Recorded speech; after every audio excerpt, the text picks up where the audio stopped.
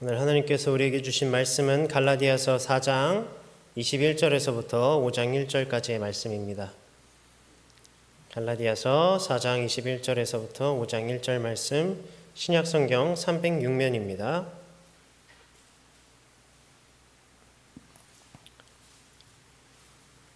우리 번갈아 가면서 읽겠습니다. 내게 말하라. 율법 아래에 있고자 하는 자들아, 율법을 듣지 못하였느냐?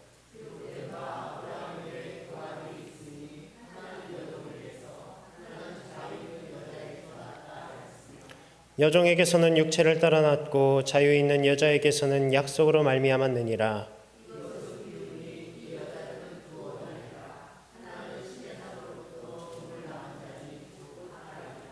이 하갈은 아라비아에 있는 신의 산으로서 지금 있는 예루살렘과 같은 곳이니 그가 그 자녀들과 더불어 종노릇하고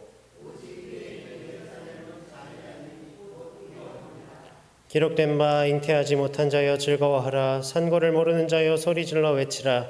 이는 홀로 사는 자의 자녀가 남편 있는 자의 자녀보다 많음이라 하였으니 그러나 그때 육체를 따라 난 자가 성령을 따라 난 자를 박해한 것 같이 이제도 그러하도다.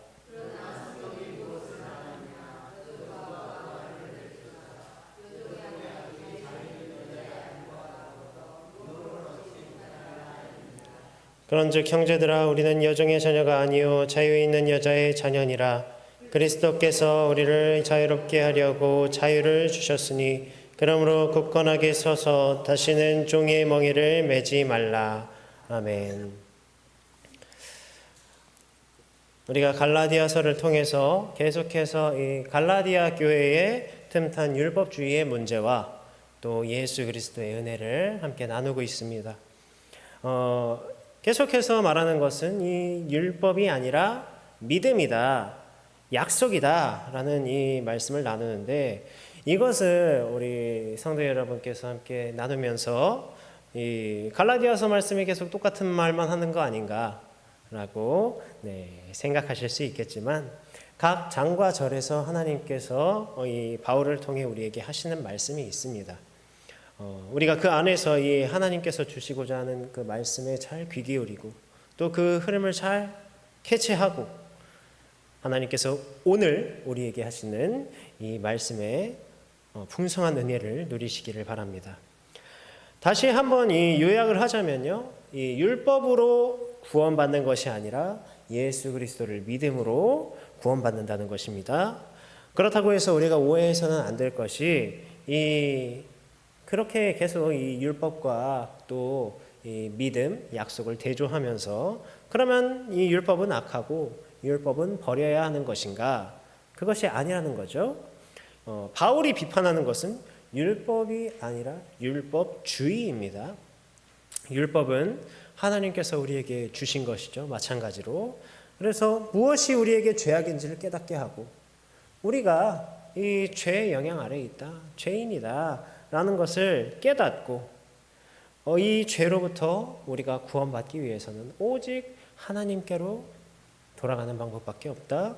하나님께 의지할 수밖에 없음을 알게 하는 이 초등교사의 역할을 율법이 한다고 했어요. 그러니까 이를 통해서 결국 우리는 유일한 구원자 예수 그리스도께로 향할 수 있게 된 것이죠. 그렇다면 율법은 분명히 우리에게 필요합니다. 때문에 우리가 읽는 성경 가운데에서도 이 율법, 여기서 말하는 모세오경이죠. 이 율법 또한 우리가 계속 같이 읽고 있는 거예요. 그러나 이 율법주의자들은 율법을 잘못 이해하고 잘못 오용하고 있습니다. 21절, 오늘 21절에 율법 아래에 있고자 하는 자들이라고 말하는데, 이것은 주의 계명을 사랑하고 존경하며 또 겸손하게 지키려는 모습이 아니라 외식하는 모습을 말합니다. 그 행위 자체에 몰입해서 인간을 구속하고요, 또 인간의 자유를 구속하고 정죄하고 그것으로부터 스스로를 높이는, 이 율법을 잘 지키는 나 스스로를 높이는 그러한 외식입니다. 그리고 하나님이 아니라 자신의 어떤 행위를 통해서 하나님의 언약을 성취하려는 주객이 전도된 그런 모습이죠. 말 그대로 율법 아래에 있는, 율법의 종이 되어 있는 또 율법이 우상이 된 그런 상태의 모습입니다. 사실 하나님의 언약은요, 사람이 주도한 것이 아닙니다. 사람이 먼저 하나님께로 다가가서 하나님, 내가 이러하게 할 테니까 하나님께서 이렇게 해주십시오, 이렇게 언약이 세워진 게 아니라 하나님께서 먼저 찾아오셔서 하나님께서 내가 그렇게 하겠다, 이렇게 먼저 그 하나님께서 세우신 거예요. 그러니까 언약 자체의 주도권이 누구에게 있겠습니까? 하나님께 있는 거죠. 피조물인 우리는 그저 그 약속, 하나님과 세운 그 약속을 믿는 것입니다. 오늘 우리가 함께 읽은 이 갈라디아서 4장 21절에서부터의 말씀에서는 비유가 등장합니다. 성경에 보면 많은 비유들이 있어요. 또 예수님께서도 하나님 나라를 가르치실 때 비유로 많이 설명을 해주셨죠. 왜냐하면 그 비유를 통해서 우리가 조금 더 쉽게 하나님의 말씀을 이해할 수 있기 때문에. 오늘 이 비유는 우리 지난번에 아브라함 이야기를 했어요. 아브라함의 씨에 대한 얘기를 했었죠. 그것에 이어서 이제 하갈과 사라를 통한 비유를 이 바울이 합니다. 우리 22절을 한번 읽어볼까요? 4장 22절입니다. 기록된 바 아브라함에게 두 아들이 있으니 하나는 여종에게서 하나는 자유에 있는 여자에게서 났다 하였으며. 이 말씀은 창세기 16장 15절의 말씀을 인용한 것인데요. 우리가 잘 아는 말씀이지만 우리가 이제 오랜 시간 말씀을 보고 신앙생활에서 잘 알죠. 하갈과 사라의 이야기. 그런데 우리보다 누가 더 잘 알았겠습니까? 그때 당시 그 유대인들, 그렇게 유대인들이 중요하게 여기는 그 율법책, 이 모세오경 가운데 나오는 이야기니까 더 잘 알았겠죠. 그래서 아마 이 비유가 그들에게는 굉장히 이해하기 쉬운 그런 비유였을 거예요. 그 이야기를 보면 이렇습니다. 하나님께서 아브라함에게 약속을 하셨어요. 12장에서도 약속하시고 13장에서도 약속하시고 또 창세기 15장에서도 약속을 하시는데, 창세기 15장 5절 말씀에 보면 그를 이끌고 밖으로 나가 이르시되 하늘을 우러러 뭇 별을 셀 수 있나 보라. 또 그에게 이르시되 내 자손이 이와 같으리라. 이렇게 약속을 하셨어요. 이 약속을 듣고 아브라함이 어떻게 했죠? 우리 지난번에 믿음에 대해서 이야기할 때 함께 나눴는데, 이 약속을 아브라함은 믿었습니다. 그것을 하나님께서는 그의 의로 여기셨다고 했어요. 하나님께서는 그렇게 거듭해서 약속을 하셨습니다. 내 자손이 이와 같으리라. 계속해서 약속을 하셨어요. 그럼 어떻게 되겠습니까? 그렇다면 적어도 그 약속이 이루어질 어떤 그런 조짐이라든가 이런 것들이 보여야겠죠. 사람의 생각으로는 그렇잖아요. 어떤 게 그냥 갑자기 뿅 하고 생겨날 수가 없으니까. 그런 조짐이라도 보여야 되는데 그런 것이 없었습니다. 나이는 점점 들고 노쇠해져 가는데 벌써 약속하신 지 10년이 지나도록 아내 사레에게 아이가 생기지 않는 거죠. 심지어 이 당시에 아이를 갖지 못하는 것은 어떤 신체적인 결함을 넘어서서 이 히브리인들에게는 하나님의 저주라고 생각이 되었어요. 그러니까 아브라함도 인간적인 마음에서 헷갈리는 겁니다. 아, 이것이 진짜 약속인가? 아니면 오히려 내가 저주를 받고 있는 것은 아닌가? 때문에 결국 어떤 선택을 하죠? 우리 창세기 16장 2절을 한번 찾아보겠습니다. 구약성경 18면입니다. 네, 앞에 있어서 찾기 쉽죠? 창세기 16장 2절.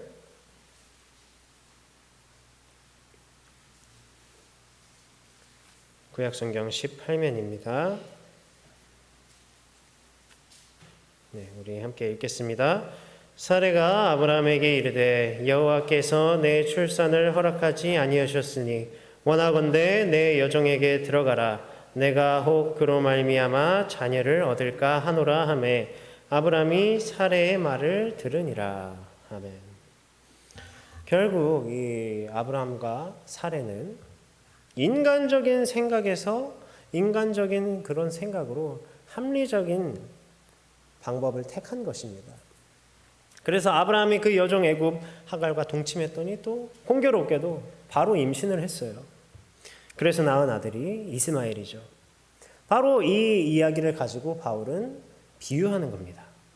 그렇다면 갈라디아서 다시 4장으로 돌아와서 이 4장 22절을 한번 보면 22절에서 여종이 나오죠. 하나는 여종에게서, 하나는 자유에 있는 여자에게서 났다. 그러면 이 여종이 누구입니까? 하갈이죠. 그리고 자유에 있는 여자는 누구입니까? 주인인 사라입니다.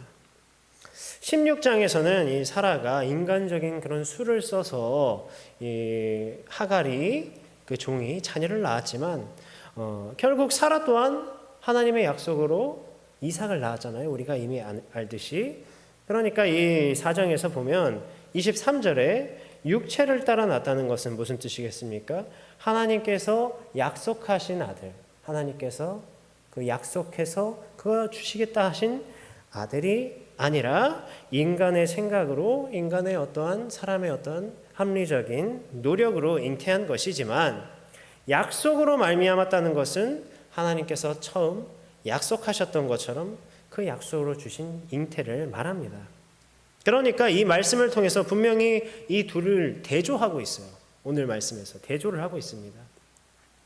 그 말씀을 보면 여종과 자유 있는 자로 대조가 되고요. 대비가 되고요. 육체와 약속으로 또 대조가 됩니다. 우리가 지난 시간에 종과 주인에 대한 그런 비교를 했어요. 종은 어떻습니까? 자유가 없다고 그랬죠. 그리고 상속받지 못하고 자신의 소유가 없다고 했어요. 그러나 주인은 어디에 얽매이지 않고 자유합니다. 그리고 상속을 받고 그 모든 것을 누리죠.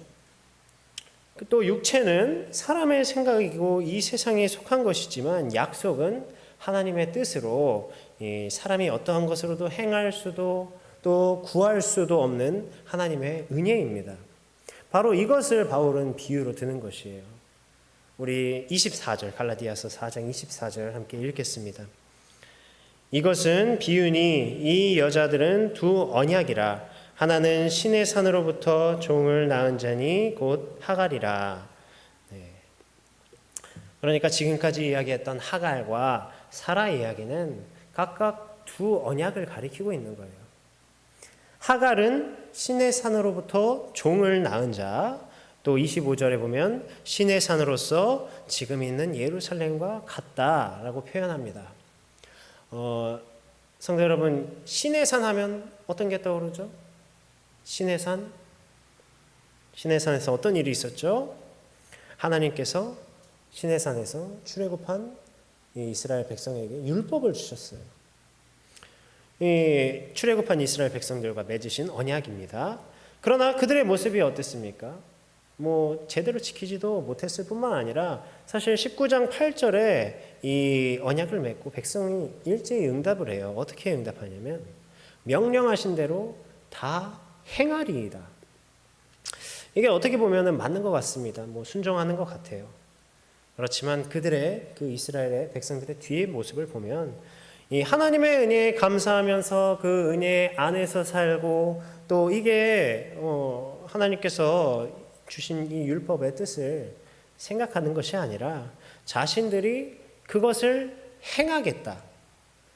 그런 어떤 인간의 노력으로 하나님의 언약, 은혜의 언약을 희석시키는 그런 모습입니다. 물론 아까도 말했지만 하나님의 말씀 제대로 다 지키지도 못했고요. 신의 산은 이런 율법과 행위에 매여 있는 그 한계에 있는 율법주의를 말합니다. 또 예루살렘이라고 했죠. 이 예루살렘은 당시 유대주의자들의 본거지였어요. 그래서 이것이 율법을 예표하고 또 율법이 가리키는 이 예수 그리스도를 뒤로 한 채 여전히 율법 아래 매여 있고 종노릇하는 그런 자들의 모습을 예루살렘으로 표현을 한 것입니다. 바로 율법주의 가운데 있는 것이 이 여종 하갈의 모습과 같이 자유가 없는 율법에 매여서 그저 고통만 받는 그런 것임을 오늘 비유로 말씀하고 있는 것이죠. 그리고 결국 그 끝에는 이 종과 같이 결국 하나님의 나라를 상속받지도 누리지도 못할 것임을 이야기합니다. 혹여 율법으로 구원을 얻을 거라는 생각은 하나님의 뜻이 아니라 바로 인간의 생각이라는 그런 사람의 육체적인 생각일 뿐이라는 거죠. 결국 율법주의의 잘못은요, 이 율법에 있는 것이 아니에요. 인간의 이 사람에게 있는 것입니다. 사람의 합리적이라고 생각하는 그런 판단의 잘못인 것입니다. 인간의 뜻이 하나님의 은혜 위에 있고 하나님의 뜻 위에 놓여 있음을 말하는 거예요. 이건 분명히 잘못된 거죠. 우리가 이미 이야기했지만 이 피조물이 자기 자신을 스스로 구원할 수가 없기 때문에 오직 그 구원은 우리의 주인이신 하나님께 있기 때문입니다. 그러나 26절 오직 위에 있는 예루살렘은 자유자니 곧 우리 어머니라 오직 위에 있는 예루살렘이라고 했습니다. 이것은 이 땅에 이 유대주의자들로 대표되는 이 세계, 지금 이 땅의 이 예루살렘과 지상의 예루살렘과 대조를 이루어서 천상의 예루살렘을 상징하는 것입니다. 율법에게서 종노릇하는 자들을 십자가의 구원으로 예수 그리스도께서 해방하셨죠. 바로 그분께서 통치하시는 하나님의 나라를 오늘 여기에서 이 하늘의 예루살렘, 천상의 예루살렘을 말하고 있어요. 예수 그리스도를 믿음으로 우리에게 허락된 그 위에 있는 예루살렘이 앞에서 말한 자유자, 곧 우리 어머니다. 하갈과 대조를 이루는 사라를 말하는 거죠. 여기서도 오해하시면 안 되는 게 이 사라 자체를 말하는 것이 아니라 이 바울이 비유로 설명하고 있다고 했어요. 즉 사라를 통해 나타나는 자유자, 주인, 상속받는 자를 말하고 또한 이 육체의 뜻, 인간적인 뜻이 아니라 하나님의 뜻, 하나님의 약속을 비유로 말씀하고 있습니다. 그러니까 우리는 이 율법 아래에 있는 것이 아니라 하나님의 약속, 즉 예수 그리스도를 믿음으로 구원을 얻는다는 그 약속으로 말미암아 우리가 종이 아니다, 자유자가 되었다. 그리고 이내 하나님 나라를 상속받는 자가 되고 그 근거는 인간의 육체적인 그런 생각이 아닌 오직 유일한 길, 하나님의 뜻임을, 하나님의 약속임을 오늘 비유로 바울이 설명하고 있어요. 그래서 우리 31절에서 5장 1절까지 함께 읽겠습니다. 31절에서 5장 1절입니다. 그런즉 형제들아 우리는 여종의 자녀가 아니요 자유 있는 여자의 자녀니라. 그리스도께서 우리를 자유롭게 하려고 자유를 주셨으니 그러므로 굳건하게 서서 다시는 종의 멍에를 매지 말라. 아멘. 우리는 여종, 즉 이 율법에 매여서 어떤 인간적인 노력을 통해 구원받는 자들이 아닙니다. 자유 있는 여자, 오직 예수 그리스도라는 하나님의 약속으로 이 구원받은 자들임을 기억하라는 것이죠. 예수 그리스도께서 주신 이 자유를 스스로 버리지 말라 하십니다. 하나님께서는 바울을 통해서 이 하갈과 사라, 종과 자유자라는 구약 성경의 말씀을 가지고 우리가 이 뜻을 깨닫기를 원하십니다. 그러나 우리 29절도 함께 읽겠습니다. 29절입니다. 그러나 그때의 육체를 따라 난 자가 성령을 따라 난 자를 박해한 것 같이 이제도 그러하도다. 아멘. 그러나 이스마엘이 이삭을 조롱하고 박해했던 것처럼 육체를 따라 난 자, 이 율법주의자들이 성령을 따라 난 자, 바로 예수 그리스도를 믿음으로 구원받은 우리들을 박해할 것이라고 이야기합니다. 실제 당시 이 갈라디아 교회가 받고 있었던 그런 공격들을 말하고요. 이러한 공격들은 사람의 합리적인 판단을 기준으로 아주 교묘하게 우리에게 다가옵니다. 우리가 흔히 생각하는 지난번에도 얘기한 보상심리와 같은 것이 그런 거예요. 그렇기 때문에 우리들에게는 굉장히 그럴듯하게 이것이 맞는 것처럼 들려옵니다. 오늘날 우리에게도 이런 교묘한 공격들이 지금도 우리에게 다가와요. 교묘하게 다가옵니다. 지금까지 계속 얘기했던 어떤 행위나 이 노력뿐만 아니라 어떤 보상심리뿐만 아니라 말씀을 해석함에 있어서도 굉장히 교묘하게 다가옵니다. 성도 여러분 들으셨을 수도 있겠지만 어머니 하나님이라고 주장하는 자들이 있죠. 하나님의 교회, 안상홍 증인회, 이 안식교 계열에서 나온 안상홍을 교주로 하는 이단입니다. 그들이 주장하는 것이 왜 아버지 하나님만 있고 어머니 하나님은 없냐 하면서 바로 오늘 우리가 나눈 이 갈라디아서 4장 말씀을 가지고 그렇게 교묘하게 꿰고 있어요. 아마 우리 성도 여러분들 중에서도 이 오늘 갈라디아서 4장 21절에서부터 이 말씀을 듣기 전까지는 하갈과 살의 비유 이야기를 듣기 전까지는 그런 생각을 조금 하셨을 수도 있을 것 같아요. 왜냐하면 오늘날이 어떤 시대입니까? 다양성을 외치고 또 평등을 외치고 이 인권을 이야기하는, 사실 그게 맞죠. 우리가 생각하기엔 오늘날 왜 아버지만 강조하냐, 가부장적인 거 아니냐, 왜 어머니 하나님은 없냐 하면서 이렇게 다가옵니다. 우리에게 굉장히 그럴듯하게 들려요. 하나님께서는 사랑의 하나님이시고 또 공의의 하나님이시고 차별하지 않으시는 하나님이시기 때문에 그런 의미에서 합리적으로 여겨질 수 있을 것입니다. 그들은 특별히 4장 26절 오직 위에 있는 예루살렘은 자유자니 곧 우리 어머니라 라는 말씀을 가지고 위에 있는 예루살렘이 우리 어머니 하나님이시다 라고 이야기하는데, 갈라디아 교회에 틈탄 이 율법주의를 비판하는 배경 속에서 우리가 이미 말씀을 통해 나눈 것처럼 하나님의 약속을 의미하는 것이고 그것을 믿음으로 구원받은 우리들을 비유하는 것입니다. 그런데 이 앞뒤를 잘라두고 오용하고 있잖아요. 또 하나님의 뜻이 아니라 인간의 합리적인 이해를 어찌 보면 하나님께 강요하고 있는 그런 모습입니다. 이게 어떤 모습이랑 같아요? 바로 하나님의 뜻을 뒤로 한 채 이 말씀을 인간적인 그런 육체적인 것으로, 그런 해석으로 오용하고 있는 것이죠. 즉 율법주의가 가지고 있는 문제와 사실 맥락이 같은 문제입니다. 그렇게 인간적인 유혹으로 꿰어낸 뒤의 모습이 어떻습니까?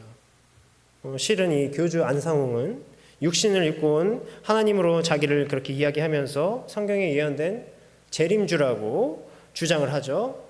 또 어머니 하나님을 주장한 이유도 뭐냐면요, 여교주 장길자라고 다들 아실 거예요. 들어보셨을 거예요. 장길자라는 사람을 신격화하기 위해서 하늘로부터 내려온 어머니다, 어머니 하나님이다 라는 억지 주장을 펴는 거죠. 어머니 하나님이 있어야지 이 사람도 신이다 할 수 있기 때문에. 그래서 오늘 29절과 같이 우리 가운데에도 이단과 같은, 또 우상숭배와 같은 이런 율법주의와 맥락을 같이 하는 것들이 여전히 우리를 공격하고 있어요. 합리적이라는 사람의 속성을 가지고 교묘하게 유혹해냅니다. 그러나 우리는 어떤 자들입니까? 분명히 기억하십시오. 육체에 매여 종된 자가 아니라 약속을 따라난 자, 성령을 따라난 자입니다. 예수 그리스도를 믿음으로 하나님 나라를 상속받은 자들이에요. 때문에 사람의 뜻에 앞서는 것이 아니라, 이 사람의 뜻이, 나의 뜻이 앞서는 것이 아니라 오직 하나님의 약속과 그 은혜를 붙드시는 자들 되시기를 바랍니다. 오직 그 약속 안에서 우리가 굳건히 섬으로써, 우리가 자유자로서 하나님의 뜻을 바르게 분별하는, 이 하나님의 말씀을 바르게 분별하는 저와 여러분 되시기를 바랍니다.